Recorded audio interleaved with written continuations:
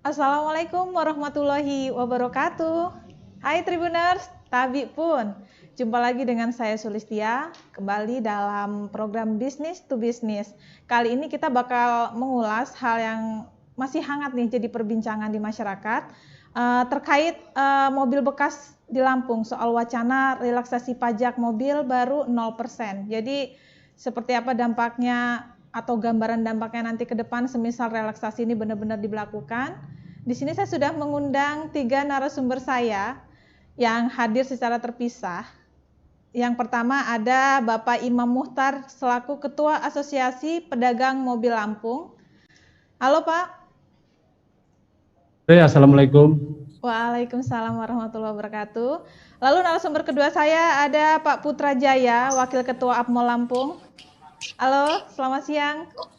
Halo, selamat siang. Assalamualaikum warahmatullahi wabarakatuh. Waalaikumsalam warahmatullahi wabarakatuh. Lalu narasumber saya yang ketiga ada Pak Muhrijal selaku pengusaha dan atau pemilik showroom mobil second. Halo, selamat sore. Selamat sore, Assalamualaikum warahmatullahi wabarakatuh. Waalaikumsalam warahmatullahi wabarakatuh. Ya, baru kali ini nih narasumber di Business to Business ada 3 orang, biasanya maksimal 2. Jadi bakal seru nih perbincangan kita mengulas terkait dampak dari relaksasi pajak 0% untuk mobil baru ini terhadap penjualan mobil second khususnya di Lampung. Bisa langsung ke Pak Imam Muhtar. Halo Pak. Ya, ya, Mbak. Ini terkait tema kita nih Pak, boleh diulas saat ini kondisinya penjualan mobil bekas di Lampung sendiri, gambarannya seperti apa Pak? Ya, sebelumnya di masa pandemi ini Mbak ya, sebenarnya sebelum relaksasi itu mau diwacanakan atau mau disahkan, sebenarnya kita para pelaku usaha mobil bekas khususnya anggota APMOL ini sebenarnya kita sudah dalam masa peceklik ini Mbak terkait dengan COVID-19.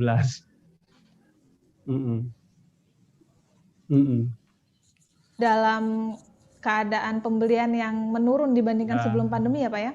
Ya kira-kira begitulah. Pokoknya dengan di waktu normal dulu dengan di masa pandemi ini memang ya berbeda yang cukup signifikan itu Mbak penjualannya. Oke. Mungkin bisa ada gambaran berapa persen penurunan tersebut? Penurunannya ya kurang lebih di atas 50% Mbak. Kalau biasa kita penjualan misalnya per showroom ada bisa di waktu normal itu 8 ataupun bisa lebih, di masa-masa pandemi paling kita jualan hanya 1, 2, paling banter 3, artinya penurunannya lumayan signifikan gitu kan. Itu 1-3 itu dalam 1 pekan atau gimana, atau 1 hari? 1 bulan dong Mbak. Oh, per bulan yang terjual seperti itu kondisinya. Oke. Iya. Padahal sebelum pandemi bisa sampai 8 unit ya? Ya insya Allah bisa segitu 8. Karena kan dia fluktuatif, tapi kita pukul rata-rata ya di angka 8 gitu lah. Oke. Boleh ke Pak Putra Jaya, kita melihat kondisi ini apakah memang karena masyarakat ini kondisi perekonominya masih melemah gitu Pak, sehingga pembelian bisa dibilang menurun cukup signifikan? Ya, kalau saya melihat salah satu faktor yang sangat berpengaruh itu adalah memang pandemi COVID-19 ini. Ditambah lagi pandemi ini menimpa seluruh negara, sehingga impact-nya ke perekonomian juga akan mempengaruhi ke negara kita. Dalam hal ini lebih kecilnya lagi mungkin ke daya beli masyarakat. Seharusnya memang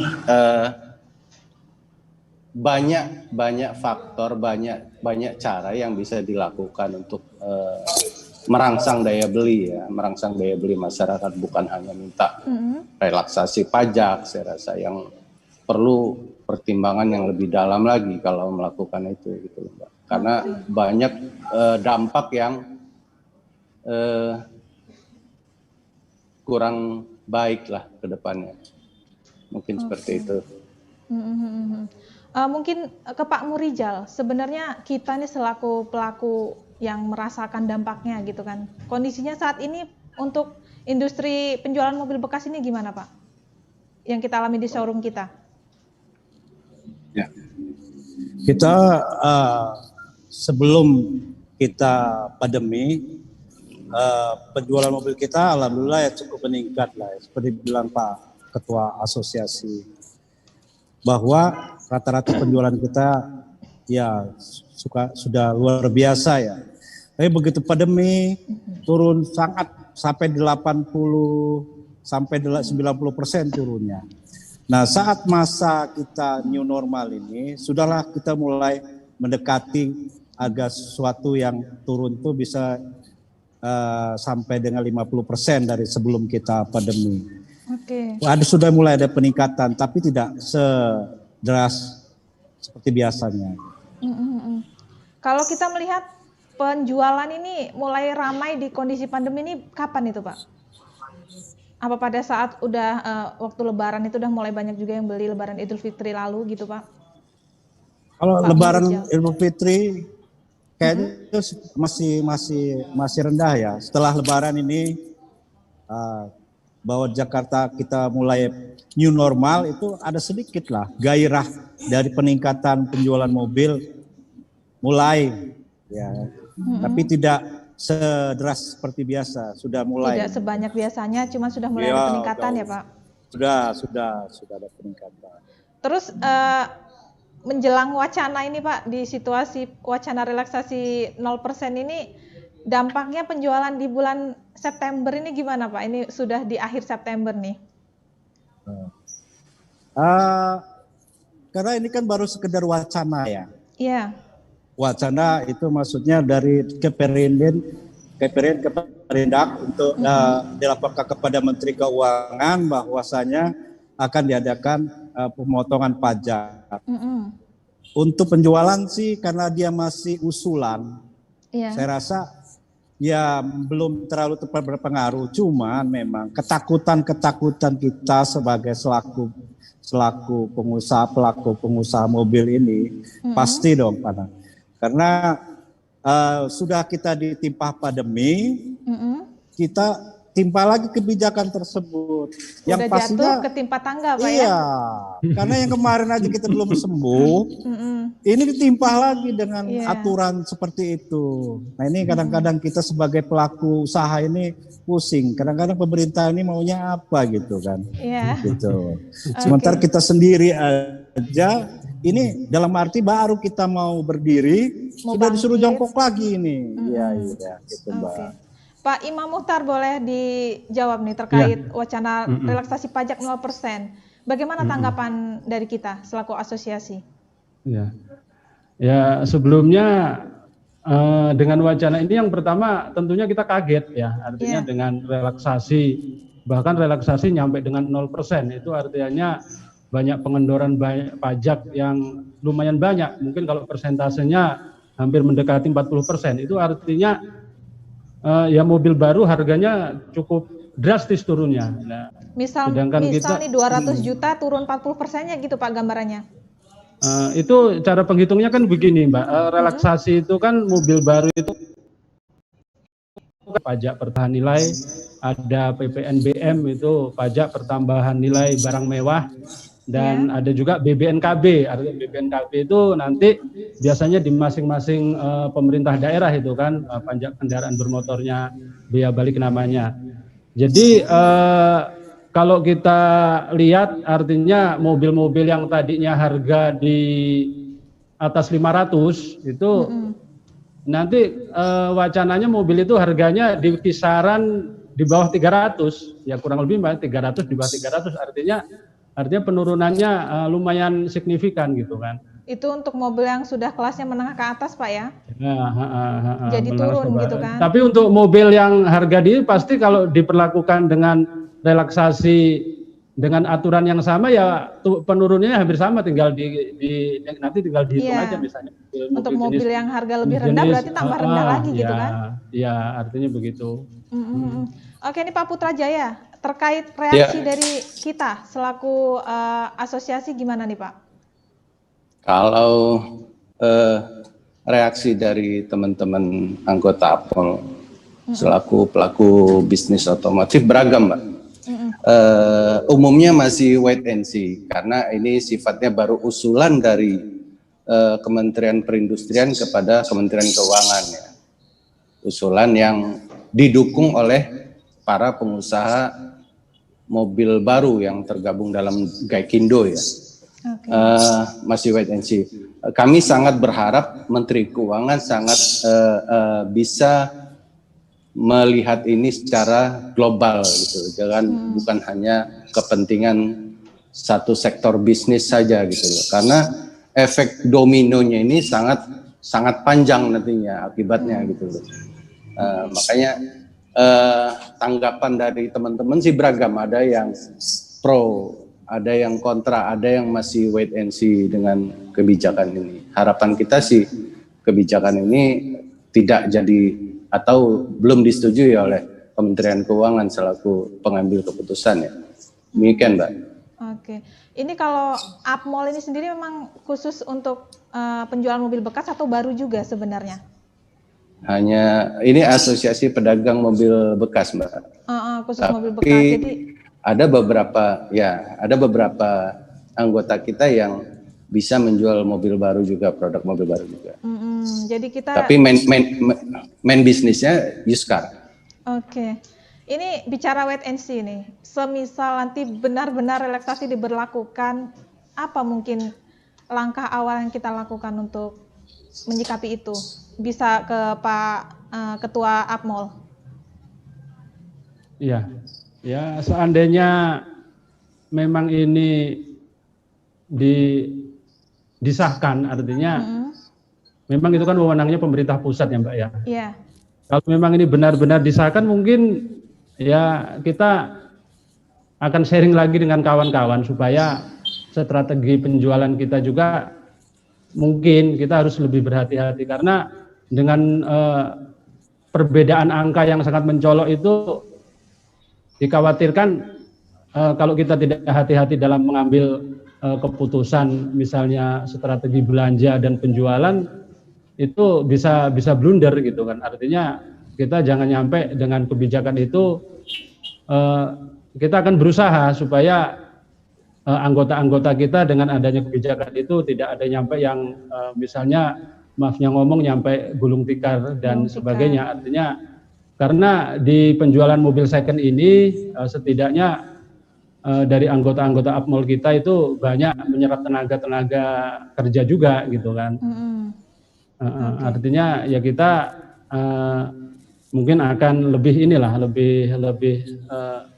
ke anggota kita beritahukan bahwasanya harus lebih berhati-hati menyikapi wacana yang baru dalam masukan ke Kementerian Keuangan.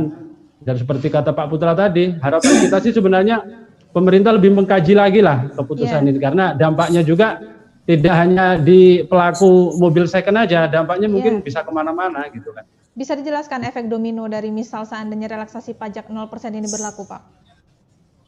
Ya, yang mungkin jelas masyarakat juga gitu. Iya, karena begini, masyarakat juga akan mengalami, karena yang kita tahu di sebagian masyarakat sekarang hampir rata-rata juga punya mobil gitu kan, rata-rata juga punya mobil. Secara tidak langsung masyarakat juga akan merasakan dampak dari relaksasi ini. Karena apa? Di saat para pemegang mobil itu ingin berganti mobil, itu ya akan langsung merasakan bahwasanya harga mobil yang dipegang itu akan turun gitu kan. Memang tidak secara langsung, tapi di saat nanti itu diberlakukan, mobil yang akan dijual itu ya harganya turun, karena tren di tempat kita ini, trennya ini para konsumen mobil itu dia jual yang lama baru beli yang baru gitu kan. Yang lebih bagus dengan relaksasi gitu. Ini iya trade in lah bahasa itunya, mereka juga nanti akan berdampak, karena bagaimana akan mengambil baru sebenarnya kan gitu, kalau mobil lamanya juga harganya kalau jatuh. Sebenarnya kalau saya bilang ini bukan solusi sih ya, relaksasi ini untuk itu kan wacana dari konsumen mobil baru, produsen mobil baru, bahwasanya untuk meningkatkan penjualan.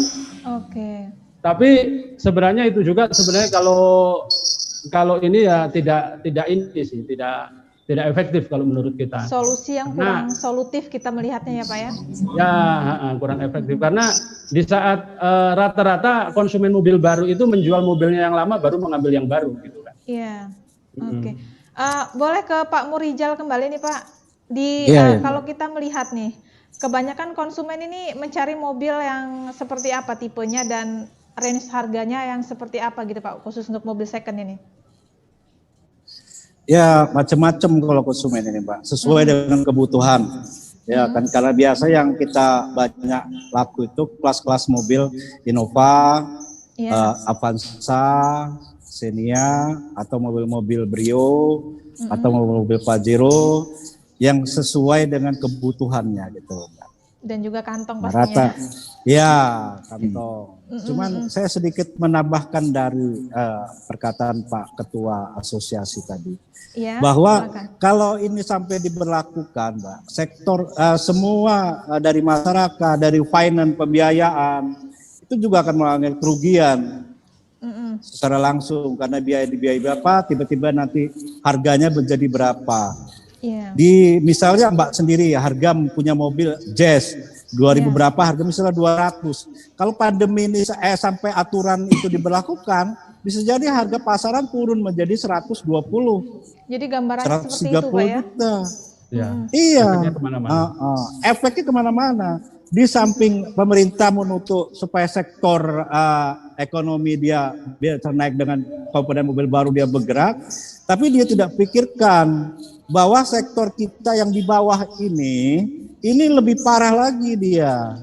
Ya, yang harus ditingkatkan oleh pemerintah, saya selaku pelaku bisnis adalah meningkatkan daya beli. Ini kan karena daya belinya turun, jangan hanya satu aturan, tapi lihat dulu pusatnya dulu aturan itu. Karena dampak ini bukan hanya kita sebagai pengusaha, pelaku bisnis ya, tapi berefek kepada customer, berefek kepada pihak leasing, berefek kepada spare part, itu efeknya banyak, Mbak, luas. Jadi kayaknya sepertinya tidak ada ide yang lain, kok hanya yang ini, kita pasti sangat dirugikan. Jadi kita melihatnya nih Pak, dampaknya ini apakah memang akan semakin memperburuk penjualan gitu Pak? Udah pasti Mbak. Sekarang secara logika aja, kalau kita beli, misalnya harga itu diberlakukan dari harga baru 300 juta, tiba-tiba dijual hanya di harga baru 500 juta, tiba-tiba ada dijual 300 juta, ya kan, ada penurunan. Bagaimana mobil second yang ada di dalam showroom, yang kita beli harga 300, ternyata akhirnya jadi susut menjadi 200. Kali beberapa ribu showroom di Indonesia. Kali beberapa juta mobil masyarakat di Indonesia, dan kali berapa ratus finance, itu dampaknya cukup besar Mbak. Jadi ada biaya penyusutan yang ditanggung banyak pihak gitu Pak? Sangat Mbak, banget itu. Karena jangan hanya sektor yang di atas dia supaya orang daya beli, tapi yang di kita kelas gitu menengah, kan, ya? Iya kelas menengah kita ini kita dilupakan. Nah ini yang kata saya nggak adil ini. Oke, Pak, ini kebanyakan konsumen tuh lebih belinya cash or kredit, Pak? Berimbang, Mbak ya. Berimbang, ada cash, ada kredit. Mungkin karena pandemi ini suku bunga menjadi naik, kebanyakan rata-rata mungkin ya DP-nya ada di naik, jadi kisaran sekitar 60% itu cash rata-rata, Mbak. Lebih 60% berarti dominan lebih ke cash ya, Pak ya? Ya. Boleh ke Pak Ketua kembali nih. Saran dari Apmol sendiri gimana nih? Sebelum ini kan baru sebatas wacana gitu, sebelum nanti akhirnya mungkin bisa jadi diberlakukan. Ya, kalau saran kita sih kembali menghimbau untuk pemerintah pusat dalam hal ini yang berwenang mengambil kebijakan dari relaksasi pajak 0%. Artinya tolong dipertimbangkan kembali lah.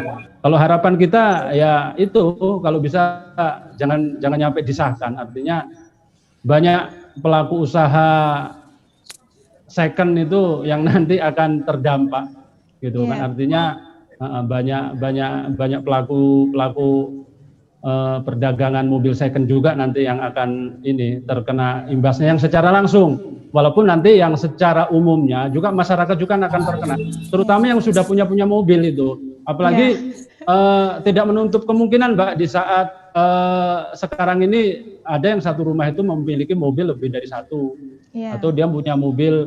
Soalnya banyak yang satu rumah punya 5 mobil, satu rumah punya 4 mobil juga ada yang satu rumah punya 1 mobil, 2 mobil. Jadi secara umum masyarakat juga akan terdampak dengan adanya relaksasi ini.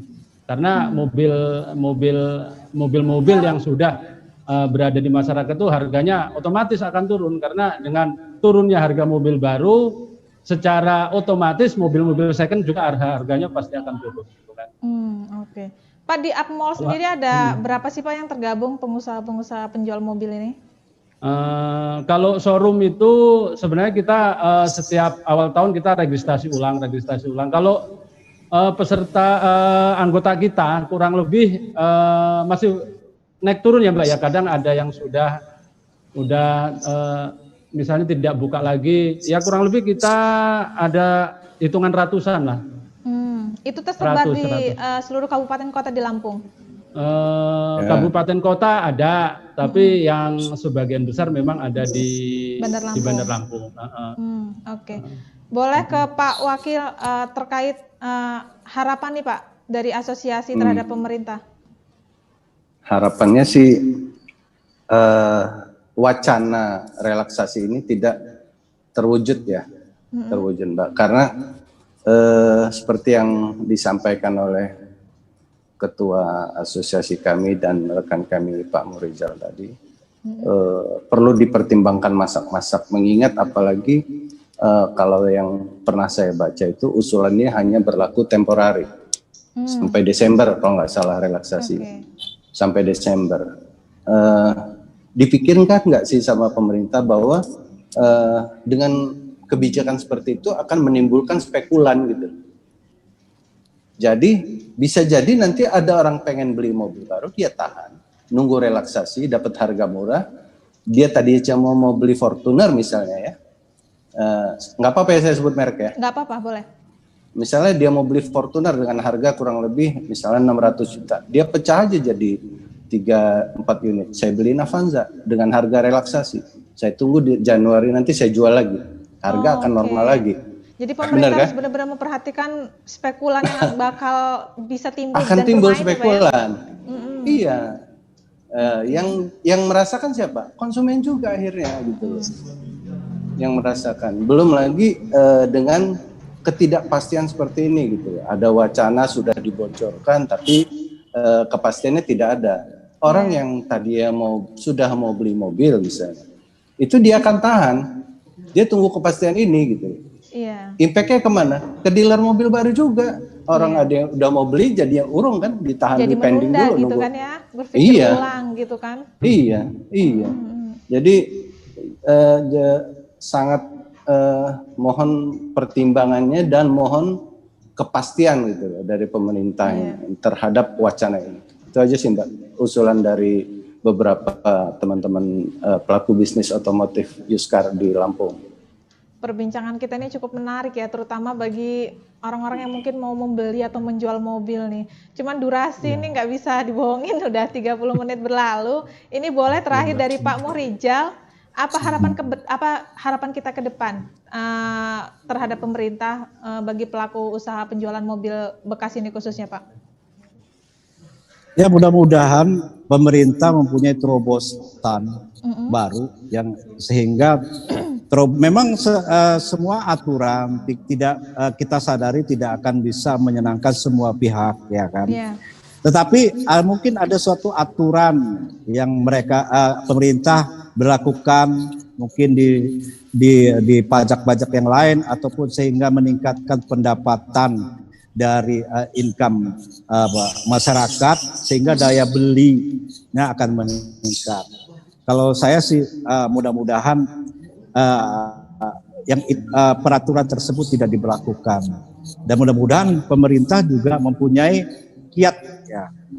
kiat supaya daya beli masyarakat ini bisa menaik lagi, sehingga ekonomi kita tetap berjalan dan semakin meningkat. Amin. Boleh nih, satu terakhir untuk Pak Ketua Apmol sebelum kita closing. Ada hal yang perlu disampaikan mungkin terkait hal ini?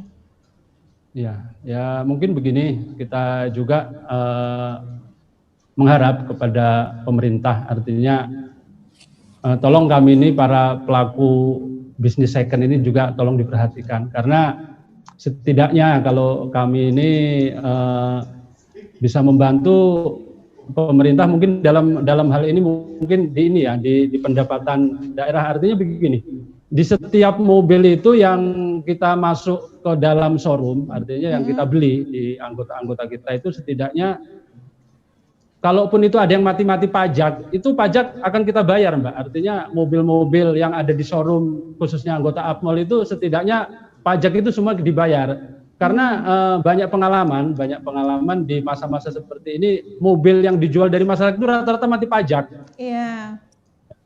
Dan insya Allah lah kita di showroom second khususnya anggota Apmol ini, insya Allah karena setiap mobil yang kita beli ya pajak itu akan kita bayarkan, karena tidak menutup kemungkinan kita menjual mobil itu kan dengan kredit, karena kalau dengan kredit salah satu syarat itu pajak juga harus hidup.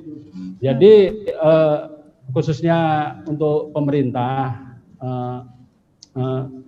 bagi kami para pelaku bisnis mobil second ini juga ya juga tolonglah diberi perhatian, artinya setidaknya kami juga turutlah andil dalam artinya menyerap tenaga kerja, karena masing-masing showroom itu juga mempekerjakan karyawan gitu, Mbak. Artinya kita juga menyerap tenaga kerja dan menggaji.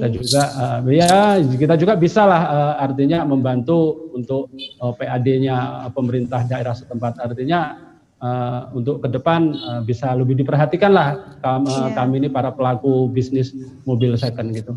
Iya. Terima kasih ini untuk Pak Muhtar, Pak Muhrijal dan Pak Putra, waktunya bergabung dengan Tribun Lampung. Mudah-mudahan apa yang disampaikan bersama secara panel ini bisa didengar oleh pemangku terkait, terutama agar relaksasi ini tidak diberlakukan terlebih dahulu tanpa ada evaluasi dulu gitu ya Pak ya. Mudah-mudahan lain waktu kita bisa jumpa kembali. Assalamualaikum Pak. Terima kasih Mbak. Waalaikumsalam warahmatullahi wabarakatuh. Ya, Tribun Lampung sudah berakhir jumpa kita di Business to Business kali ini membahas terkait dampak relaksasi pajak 0% seandainya diberlakukan.